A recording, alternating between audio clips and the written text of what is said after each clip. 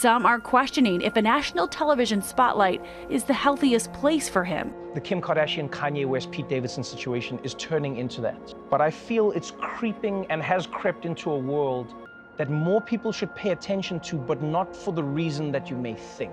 How often do you still battle with depression? Oh, I'm always depressed, all the time. I have to constantly bring myself out of it. So, how exactly did we get here? How did a kid from Staten Island go on to capture the world's attention? How is he on the cover of every tabloid, the trending tab of Twitter, and in thousands of memes, seemingly scorched into the public's memory, whether we like it or not? More importantly, how did he survive all of this?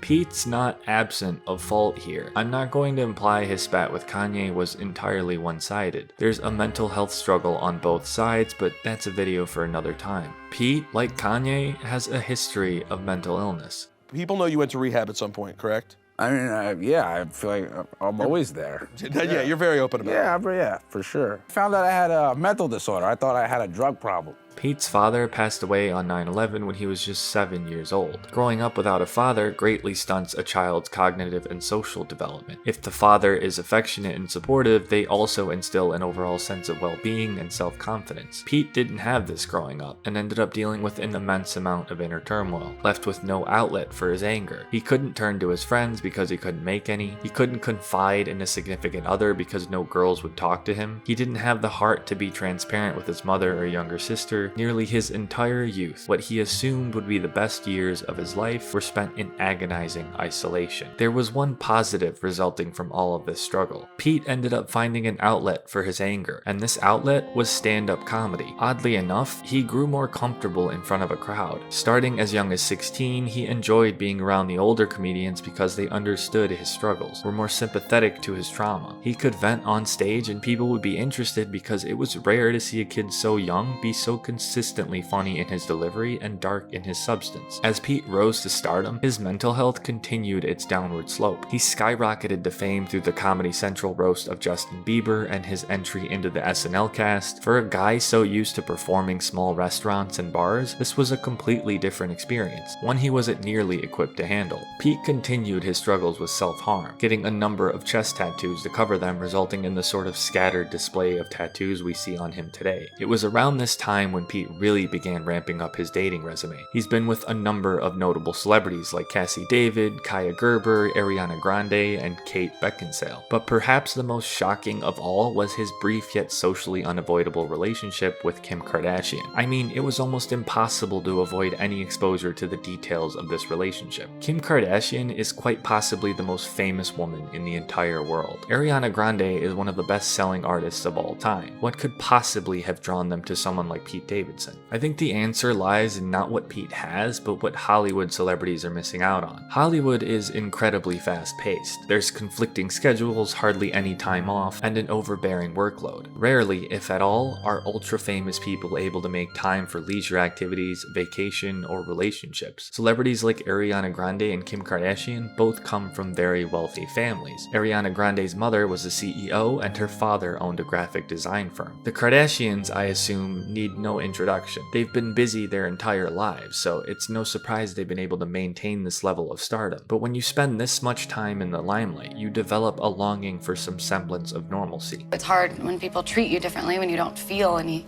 differently. It's alienating. You feel like a zoo animal or something. You like being famous, though? I like it at times, but I like it when I'm on the stage. But honestly, I would be very happy if I could cut it off and just enjoy my life when I wasn't performing. If you ask celebrities who have been famous for long enough, they'll tell you that the money is a huge benefit, but they've gotten sick of the fame. That's because everything you do as a famous person is put under a microscope and constantly scrutinized. Your words are taken out of context, your flaws and past are dissected and discussed at length, and any attempts you make to stop these discussions will almost certainly fan the flames. People feel entitled to speak ill of someone if they've reached a certain status in life. There's an emotional disconnect here. The public forgets that everyone, no matter how famous or influential, is still human.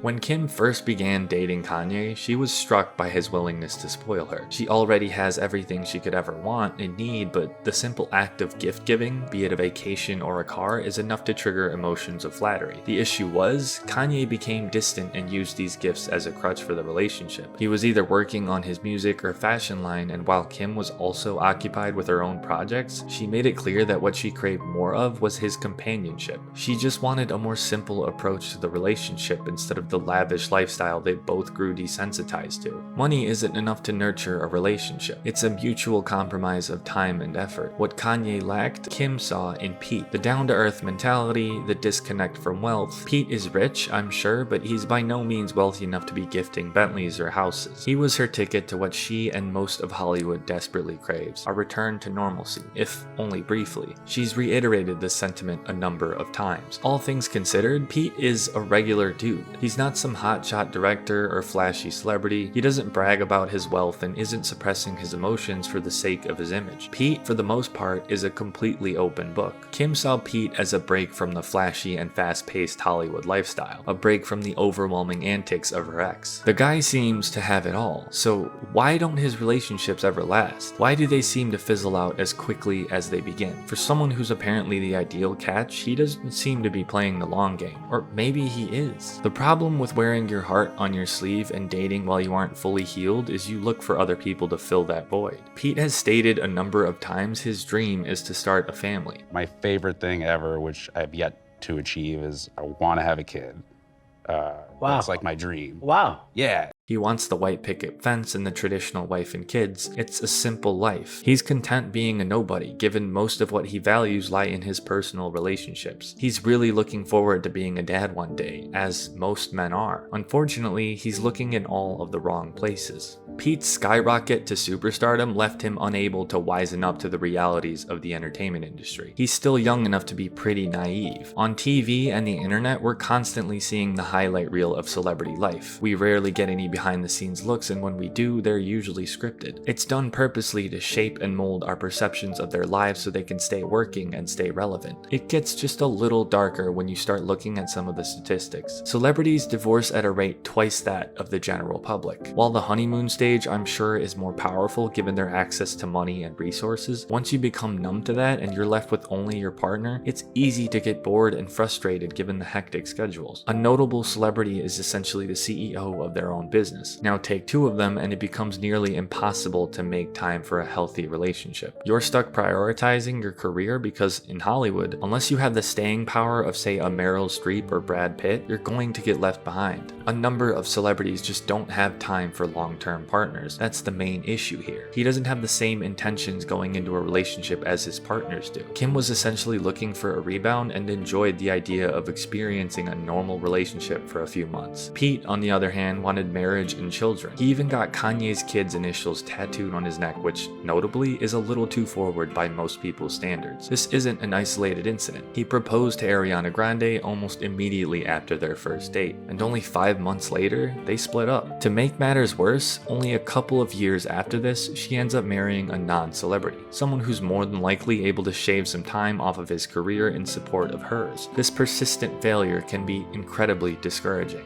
I should clarify, I fully believe anyone is free to live life how they see fit. If you prefer the single life or casually dating, that's totally valid and cool. The fault here lies with Pete's intentions and the resulting breakups. While I don't think two people of high status speeding into a legally binding marriage is the brightest idea, I do think Pete Davidson is trying his best. I sincerely hope he becomes the father he's always dreamed of being. I'm sure he'd be incredibly attentive and committed given that he understands fully what the absence of a father figure can do to a child growing up. I don't, however, think he'll find it within the celebrity circles of New York City or chasing other high-status individuals with conflicting schedules. Pete is an average, lower-class dude at heart who stumbled his way into stardom and has no idea how to adapt. His skin isn't thick enough for the criticism, his willpower isn't strong enough for the temptation, and he doesn't have any rich family to fall on, just a single mother and a younger sister. Pete represents something that the industry could use more of: the honest, in-depth look into a broken human being. One that manages to stay persistent in his goals and maintain his relevancy without ever really selling out. Pete has, since the moment he stepped into the limelight, been nothing but himself. He's the same kid who got relentlessly bullied growing up. He's the same kid who, in absence of his father, became the support system for his mom and younger sister. Pete's not perfect, but he's genuine,